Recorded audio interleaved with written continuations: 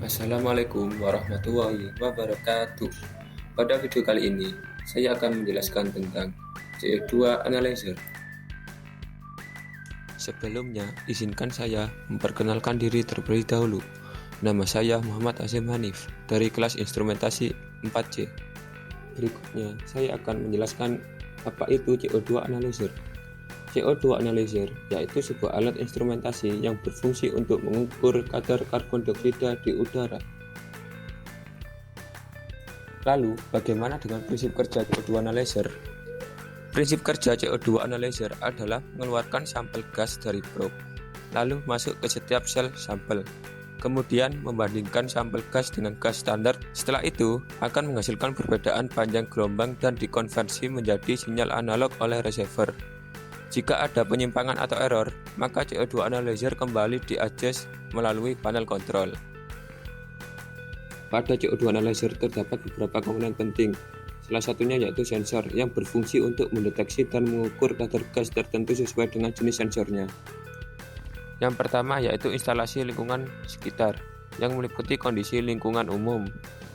Dan yang kedua yaitu instalasi tempat pemasangan, yang bagaimana tempat untuk pemasangan alat CO2 analyzer. Yang pertama yaitu saya akan menjelaskan instalasi lingkungan sekitar terlebih dahulu, yaitu pasang penganalisis karbon dioksida di lokasi yang memenuhi ketentuan berikut ini.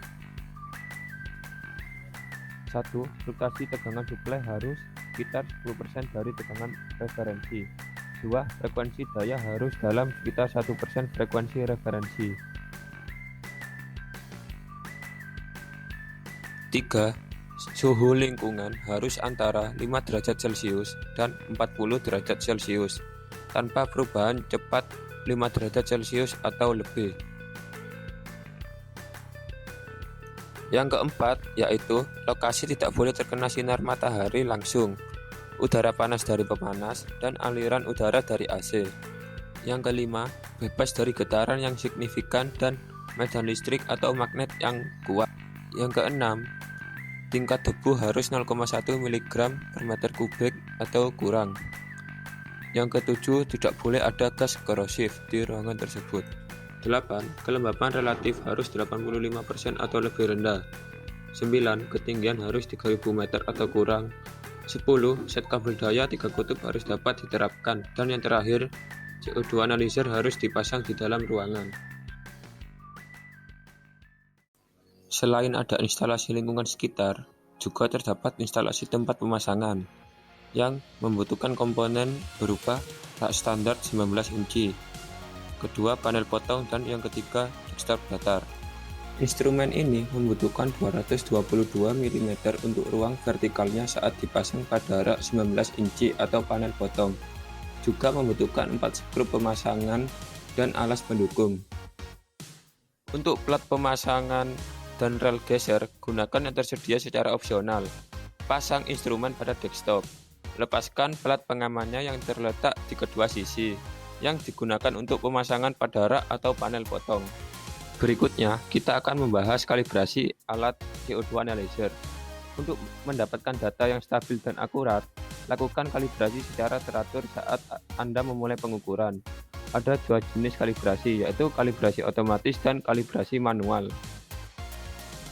Untuk kalibrasi otomatis atau AIC dijalankan pada interval waktu yang ditentukan atau dengan perintah yang dimasukkan secara eksternal untuk melakukan kalibrasi nol dan kalibrasi secara otomatis. Selain ada kalibrasi otomatis, ada juga kalibrasi manual. Kalibrasi ini dilakukan secara manual pada waktu yang berubah-ubah. Ada dua metode yang tersedia untuk kalibrasi manual. Yang pertama yaitu menggunakan saluran gas kalibrasi, dan yang kedua yaitu memasok gas kalibrasi ke saluran gas yang diukur. Berikutnya, kita akan melakukan langkah pemeliharaan. Sebelumnya, kita akan memaintenance alat CO2 analyzer dulu. Yang pertama yaitu tekan tombol main pada mesh layar. Yang kedua, tekan tombol on, dan yang ketiga, tekan tombol. Berikutnya kita akan memasuki tahap pemeliharaan, yaitu mengganti elemen filter. Elemen filter digunakan untuk memurnikan gas sampel dan melindungi penganalisis. Jika elemen filter digunakan dalam waktu yang lama, laju aliran sampel berkurang. Untuk mendapatkan laju elemen sampel yang tepat, diperlukan adanya pergantian elemen filter. Frekuensi perawatan yang disarankan yaitu sekitar 2 minggu sekali, tergantung pada kondisi. Untuk mengganti filter, ada prosedur yang harus dilakukan. Yang pertama, dorong area bertanda push pada pintu panel depan untuk membuka pintu. Yang kedua, putar penutup filter ke kiri lalu tarik keluar. Yang ketiga, lepaskan kemasan filter lalu ganti elemen filter. Yang keempat, letakkan filter kembali ke tempatnya. Yang kelima, putar penutup filter ke kanan untuk memasangnya. Dan yang terakhir, tutup pintu panel depan. Berikut ini ada daftar barang habis pakai dan suku cadang pengganti pada alat CO2 analyzer. Berikut ini adalah contoh hasil pengamatan dari alat CO2 analyzer.